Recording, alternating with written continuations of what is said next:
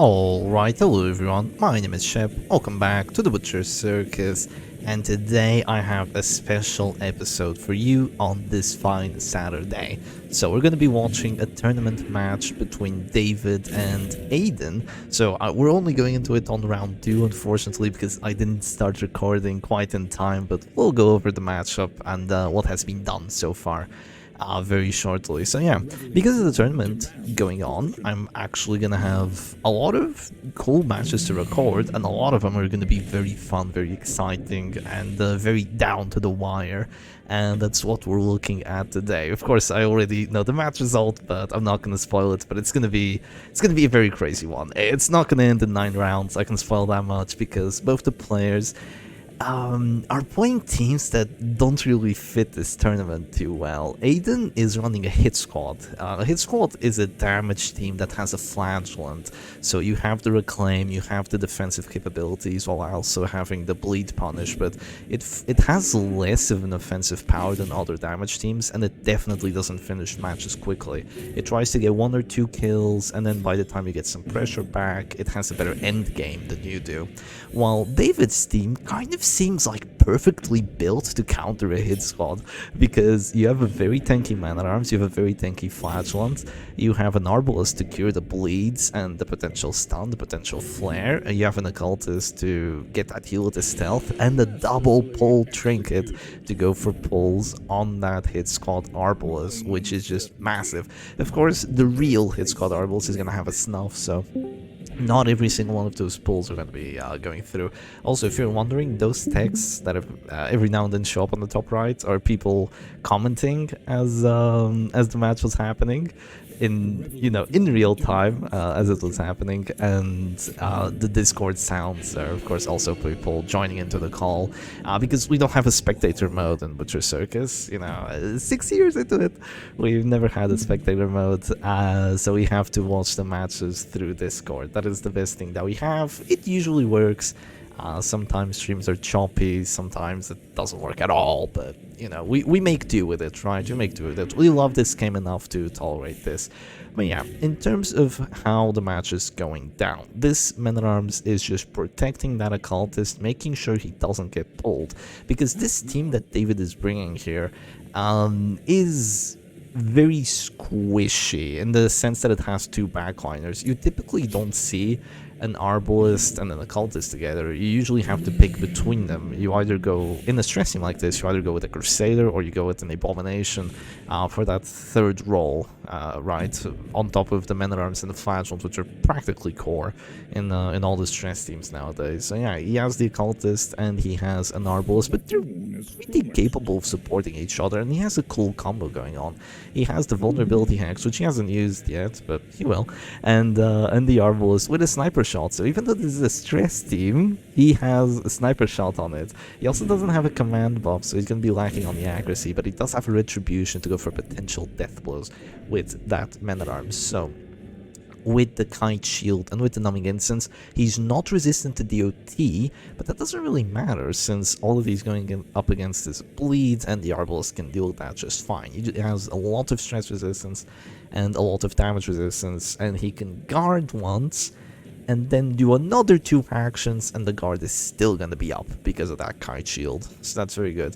Unfortunately, I can't read the messages fully because I was recording and I could click the chat, but I decided not to. But yeah, in terms of what David is doing here, he's just trying to keep this man-at-arms alive and applying pressure on that arbalist. This is really one of the biggest weaknesses that the hit squad has, is when you go into a very defensive team, because it brings trinkets that are generally very good, but that don't give you as much breakthrough as a team like WD, as a team like Halo, as a team like Aggressive Vesta would have, because that Crusader only has 1 stun trinket, so if there's a guard up, it's probably gonna stay up, considering that men-at-arms these days are almost always running numbing incense and sometimes even snuff. And the arbalist also doesn't have the armor piercing to deal with it. She has the tiller and the snuff. So in matchups against other damage teams, against DOT teams, these are going to be perfectly fine. But in matchups against heavy stress, it's rough. especially considering that the Flagellant also doesn't have Spiked Bat or Rain of Sorrows. He has Reclaim and the Crown of Thorns, which gives him the accuracy and gives him the... what do you call it? Gives him the versatility to attack and to defend and protect his team, but it also makes it that he can't really break through those bleed resistances too easily. If the opponent does decide to use a Rancid Cure-All, which people are also using a lot of nowadays with the Man-at-Arms, but you know, this is supposedly a Carnage tournament, and it has been very much a Carnage tournament so far. I don't know what went through both of these players' minds. Like, what were they thinking playing these teams? Like, you need points, man. You're not gonna get points playing teams like this. I mean, I suppose you can get your 4 if you manage to get a win, but you're never gonna get points for a fast win if you bring a team like this. And overall, that's just gonna make it so you get less points by the end of the round. But I think David was pretty much qualified by when this match was happening. Aiden, I don't think so, but yeah, let's see what they can pull off here. So yeah, we see the bleed resistance is going through already. That Arbos is almost afflicted, and she only has 9 HP remaining. Of course, that Flagellant has lost a lot of HP, which is a good thing here for Aiden, because unlike other damage teams where that low amount of HP on the Arbos would be crippling, because you would constantly have to be healing again and again and again, just wasting turns, because every heal you have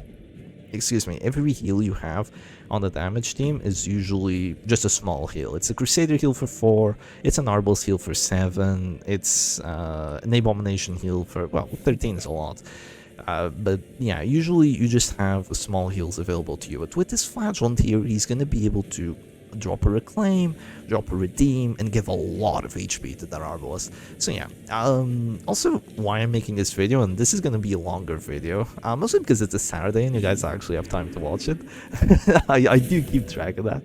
And also because the last 2 videos were both very quick, and I was very excited and like just going at it, and I want to maybe see if I can still do these longer, more calming, more, you know, oh, I want to sleep to a Shepherd Doggy video today. I want to see if that's still a thing that I can pull off. Hopefully I'm recording. If I reach the end of this and I'm not actually recording, I'm gonna be very sad. I can't even check, because if I check, I ruin the recording, because then I have to tab out, because I'm doing this always on the laptop. I don't have a computer, so no 2-screen cheating for me. But yeah, this Flagellant has taken a lot of pressure, but that heal, it's going to give him a lot of HP, he has a decent amount of prot, and it's going to cure the bleed. So that Flagellant actually has Contour of Absolution and Gladiator Helm. He has freaking both, so he has 20 prot for free, and he has 41 HP, meaning that with the extra max HP, he's going to be healing himself a lot more. He did go for a bit of a weird play earlier, going for that Redeem, kind of a bit unnecessary. He could probably just go for a Reclaim, and then the Arbalest heals him after he drops to their store again, and the Man-at-Arms would still be very close to full HP, and he could have saved that heal for later, because this is a match that's going to go late, right? This is known. This is a match that's going to go very, very late, because of how these players are playing. It's not like round 5 that counts, it's round 15 that counts, so these players have to be thinking ahead with their moves. Goes for an Abyssal Artillery here. You know, a pull maybe would have done enough damage to that Arbalest, but now you also want to be thinking of pressuring the Bounty Hunter, because when you're getting very high in terms of pressure on the Arbalest, you kind of only have one offensive move, maybe 2 if you count a Sniper Shot, but if you go for Sniper Shot here, then you're not healing, so you're going to lose your stall potential. So really, you only have the Abyssal Artillery, and at this point, you kind of just... It kind of feels like you have to get a bit lucky with the Arbalest numbers, because if you go for a Panic Dart, you know, she... well, there's no Panic Darts here, but I'm comparing it to like Salic Prot with how this Occultist is working. She's going to be horrified, but then she's going to have a heart attack, and then she's going to heal. And then she's going to take more horror, because you don't do 30 horror. Well, I mean, I guess you can do 30 horror if you go for vulnerability hacks, but then you're just passing a turn. And then eventually the horror is going to run out. She's just going to heal herself again. You're going to do more stress. She's going to heal herself again, because she can just do that, right? She can just do that for free. But when you have the horror, when you have a lot of DOT, you can kind of make the numbers add up to a point that she's like, oh, she finally had a heart attack, not from the horror, so she's gonna die. With the stress team, with the panic darts would be, oh, she's finally gonna drop to death's door from the panic darts and gonna have a heart attack from it, or oh, she finally passed, so I can finally do something good with it. But yeah, going back into the match, that Arbalist is still alive, and this Flagellant is at death's door with a stun, which is really unfortunate here, but thankfully for David, he manages to get a max roll on that heal with a 12. He does have Medic's Full Plate and the Snuff, both very important here. Medic's Full Plate makes your heal go from, you know, an average heal to like a slightly big heal. And the... what do you call it? And the Snuff makes it so you're not going to get pulled, or at least if you get pulled, it's not going to be too likely. So, you know, she's fearful. Any turn that she passes, you can bet there's a vulnerability hex coming. And there's going to be a pass into vulnerability hex. Now, she has the regen, and she can never say no to a regen. Even if she went paranoid on the afflictions, she could never say no to a regen. That's just hard-coded into the Butcher's Circus. And now, every turn that she's going to click, she's going to regen 6 HP, and then she's going to have a heart attack. And then, next turn that she clicks, she's going to regen 6 HP, yada yada yada. That's how it's going to go down. So David here decides to go for another pull, once again disrupting the Starburst, reapplying the stacks of horror, making sure that there's more pressure going on there, and making it so she has to spend time repositioning. And time repositioning is time where you're not attacking David, which of course is what he wants. He wants to keep his characters alive and slowly but surely kill his opponent's characters. So she's at 4 HP here. A punish would apply bleed, it would counter the regen, and if it's a crit, it immediately one-shots her. But even if it isn't a crit, then after that there's gonna have to be a reclaim, but there might be enough stress that a sniper shot is just a kill right after. He decides to go for the sniper shot first, which lets her regen for 6 here. So the sniper shot really doesn't do anything other than forcing her turn. And yeah, really, it doesn't do anything other than forcing her to act first. So he could have gotten a nice heal there on the Flagellant, but instead he decided to do that, and now he's not going to get the kill this round. He does go first, though. He does go first. So unless Aiden, excuse me, the video is actually long now, so I'm having to hydrate halfway through the video. I missed this. It's been a long time, but it feels good to think like, oh, I still got it. you know that meme with Star, like, I still got it, and that's how I feel right now. So David here decides to actually change the guard to the Flagellant, possibly worrying that his Flagellant is gonna get like hit with a punish, and then he heals, but then he's gonna be dazed, so there's gonna be a finish him would have to do 18 damage, because he does have the Gauntlet of Absolution and the Gladiator Helm, so he would heal himself for 18. It wouldn't do 18 damage, especially not against 20 prot, but he decides to do that anyway and leaves himself open to a pull. At least the pull doesn't come through immediately, but there's going to be a bleed going down the Man-at-Arms, which, you know, there's been a lot of bleeds, except this one soon there's going to be an Affliction being applied as well. That's when things can become quite rough. Here he decides to actually punish the Flagellant, which makes it so even if he goes first now, he can't actually kill that Arbalist with a vulnerability hex for free. So this has to be a very big misplay. When I was watching the match, I wasn't like fully watching it. I was watching it, but I wasn't fully watching it. I was doing other stuff like being on my phone and all that, because you know, it's a long-ass match. And now he goes for the vulnerability hex, which was a 20 to kill, and he rolls for a 10, because vulnerability hex, and I say this every fucking time that I see it. Oh, yeah, see, there it is. Nice Vuln hex. Vulnerability hex has a minus 90% damage modifier. And that's a multiplicative one, meaning that whatever damage you're gonna go through, you're gonna apply, it's minus 90. So you're never gonna do damage against anything that has even 5% prot. So now his occultist is in position 1, which he doesn't want. He's dropping to this door. The enemy Flagellant's at full, well, not full HP, but at very good amount of HP, and the Arbal still isn't dead. So this is disastrous. This is completely disastrous. He went from a position where he had literally zero risk to to a position where he's really suffering. And, you know, it's perfectly fine, right? This is a difficult position to play. This is a difficult position to play, but now the tables have turned. Now the tables have turned.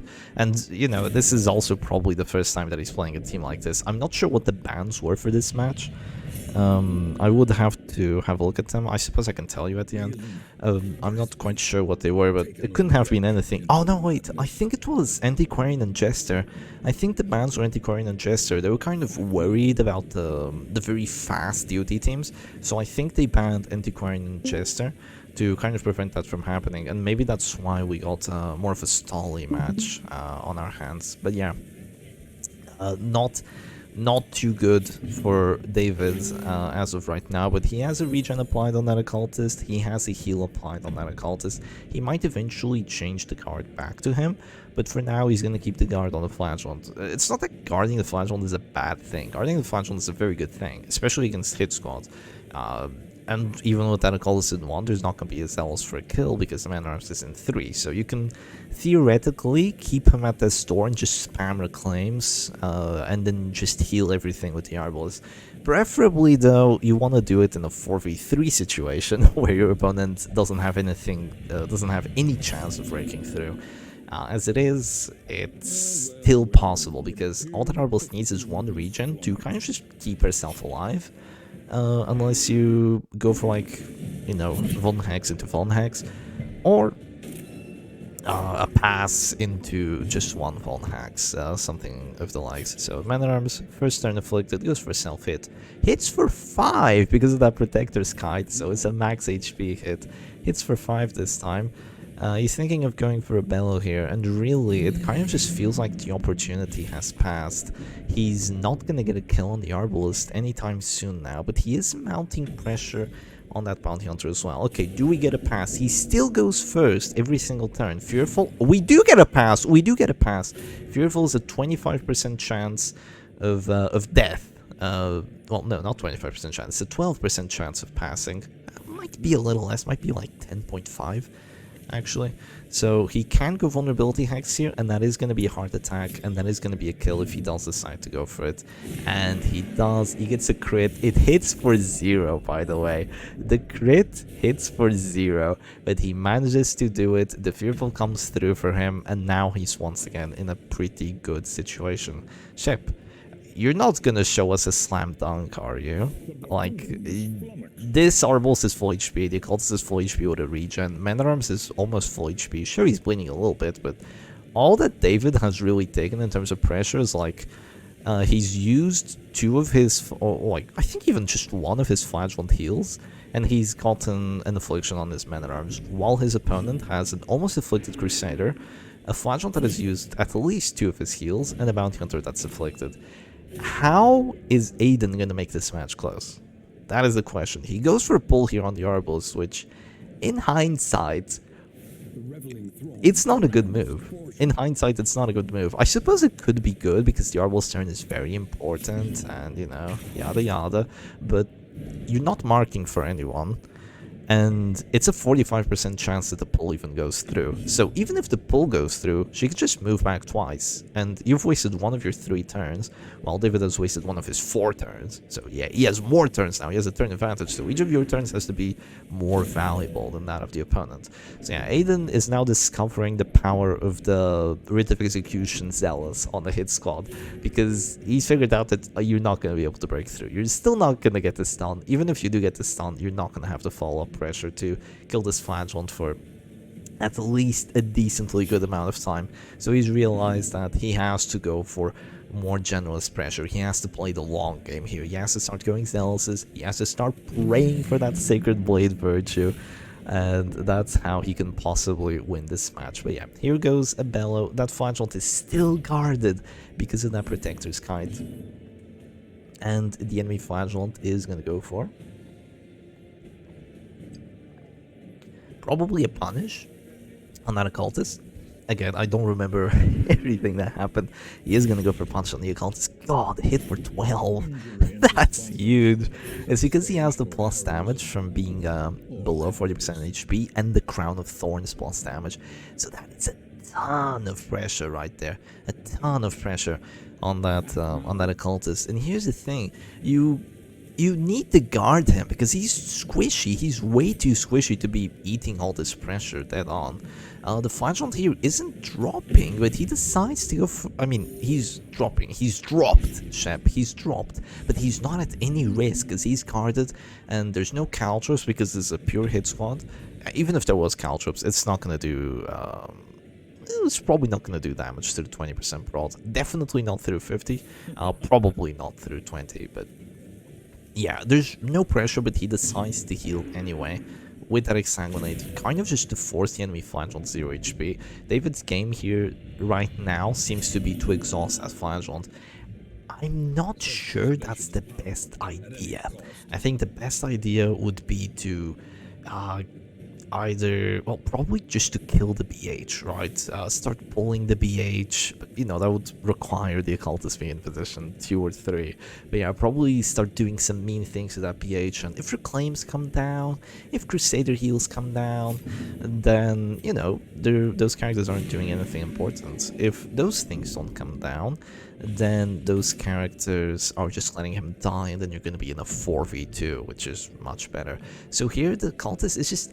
he's just sitting in position 1, so squishy, with no support other than like the odd reclaim and the odd heal, and just going for vulnerability hexes, and vulnerability hexes fucking suck, they do nothing. Like, sure, he's marked now, the Arbals might go for a sniper shot, but you cannot expect the Arbals to do pressure. This is kind of the problem with having a double backliner team, right? Because when you play a team like Salak Prot, the Grave Robber doesn't need any setup. She just goes panic darts, and whatever's on the enemy side of the team, it's eventually gonna die. The other 3 characters just do everything they can to stay alive here, and the Arbalist needs to be healing. She needs to be doing stuff to help the other characters stay alive. Oh god, 15 dot on the Man at Arms going through. There is a move forward, which is pretty good for him, but 15 dot just nuking his health bar right there. Is the Arbals gonna try to go for the sniper shot? Is that really the move here? Because, yeah, she has to be healing the other characters to be keeping them alive. So vulnerability hex, it's set up, but in a team like this, it really isn't. 2 characters aren't enough to stall. You need at least 3 to kind of prevent your opponent from getting kills on you, right? Because now that Men at Arms is seriously in danger of like Zealous and other bleeds, he's in risk. He's at risk now. The days of the Men at Arms at full HP are long gone, so he's gonna be in a tough spot now. There's gonna be a finish him there, 6 damage. You know, like I said, it would do very little, but okay, of course, this time it's within the rational one with minus 40% damage debuff on there, so I would have been like a 12 hit.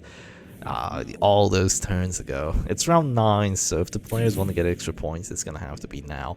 But yeah, goes for a sniper shot there on that bounty hunter. Unfortunately, doesn't get the crit, and this flagellant has to go back to healing like now. I think he's been healing the entire time, but he has to do more of it. A lot of pressure has gone through, and you know, if that occultist had never been pulled, the pull on a bounty hunter would make it so the Crusader has to Holy Lands or the bounty hunter has to move back.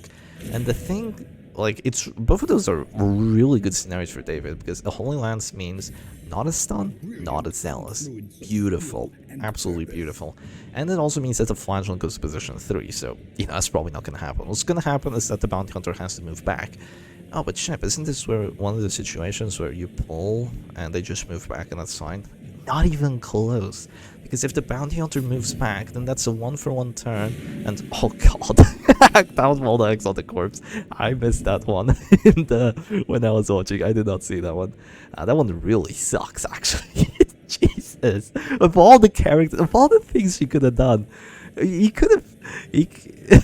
She's marked. Shoot her. Yeah.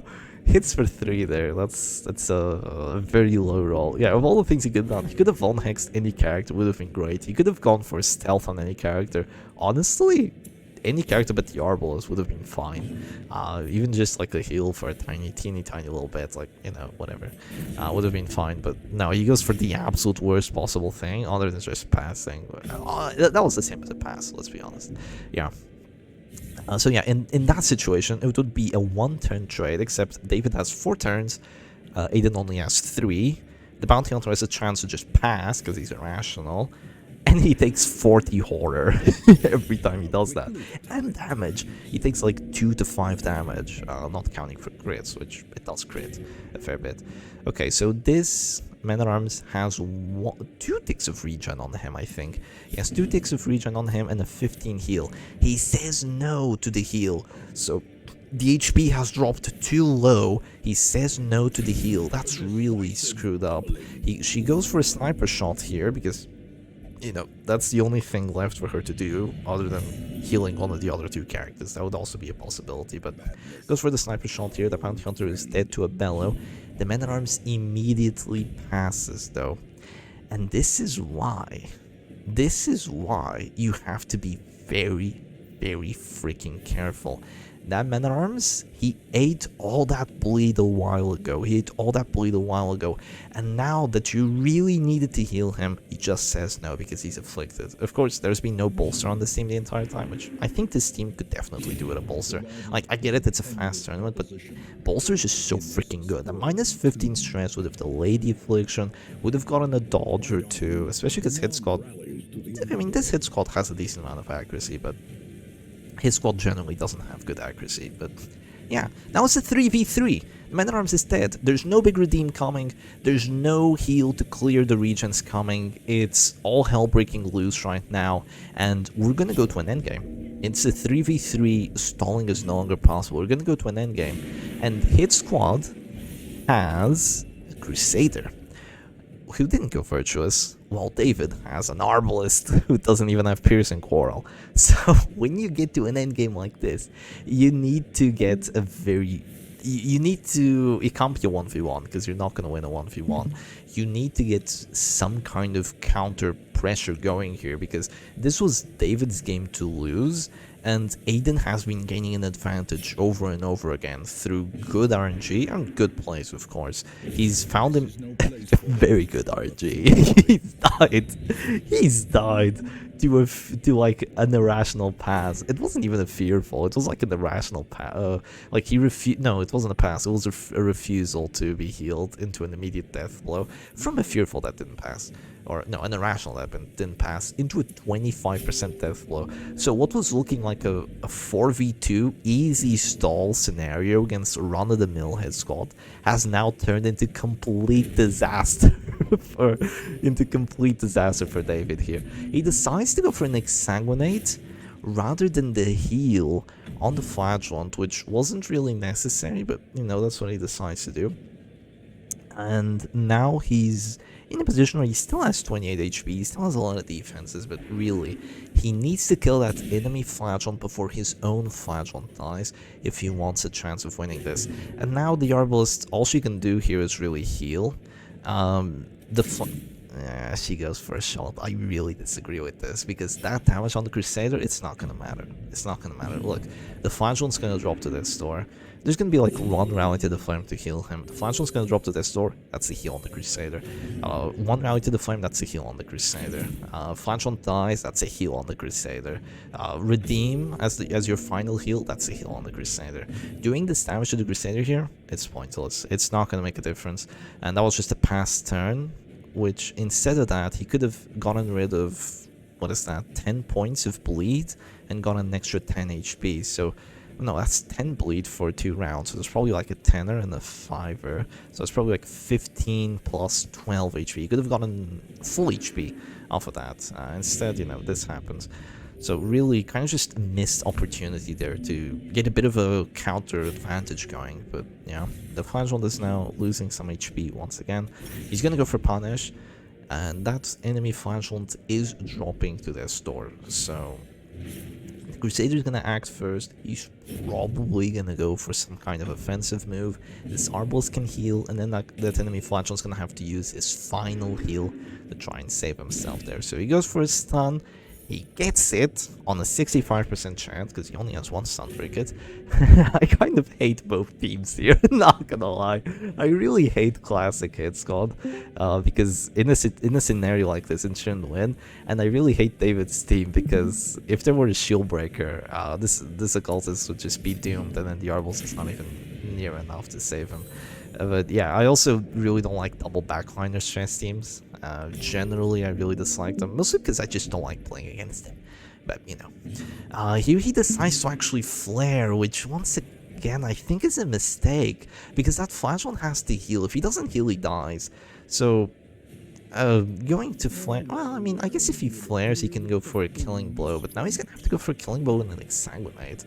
And he's not gonna get the kill, right? He's not gonna get the kill anyway, because he could have just gone,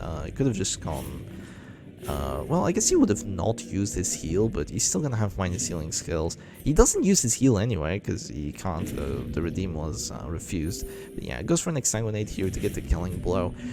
Not as bad of a play, because, you know, you're still gonna get a sword check, but he's really running through the heals here. He's already used 2 heals, I think a bit unnecessarily. So this flashlight from David is getting exhausted, and those corpses, they're going away. Soon you're not going to have any more Arbalest heals. You're not going to have any more Arbalest heals, your HP isn't going to go up again, it's going to be very rough. Here the Arbalest can't shoot, all that she can do is go for a flare, or go for a heal, and that Flagellant is probably just going to heal accordingly. Oh, he decides to go for a heal this time, so the enemy Flagellant doesn't actually have to heal because he goes first. So the minus healing skills isn't even gonna matter, so now it's definitely when he should have gone for the flare. He doesn't, he heals there, doesn't even have any bleed to clear, and it just breaks my heart because...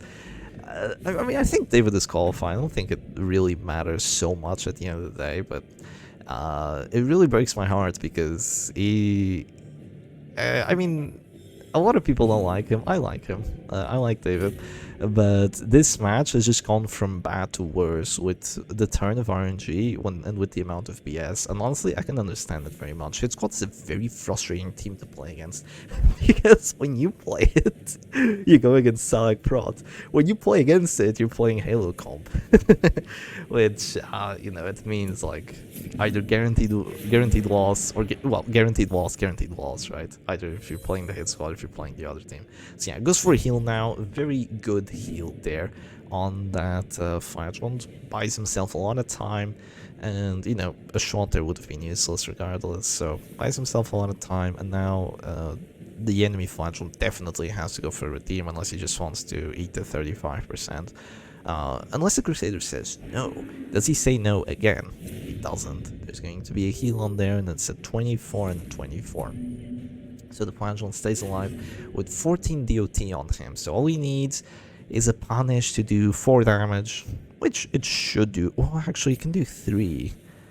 But as long as it does 4 damage and gets the bleed, very important, and gets the bleed, the Flagellant should still be dropping to 0 HP there. So I'm not sure when the...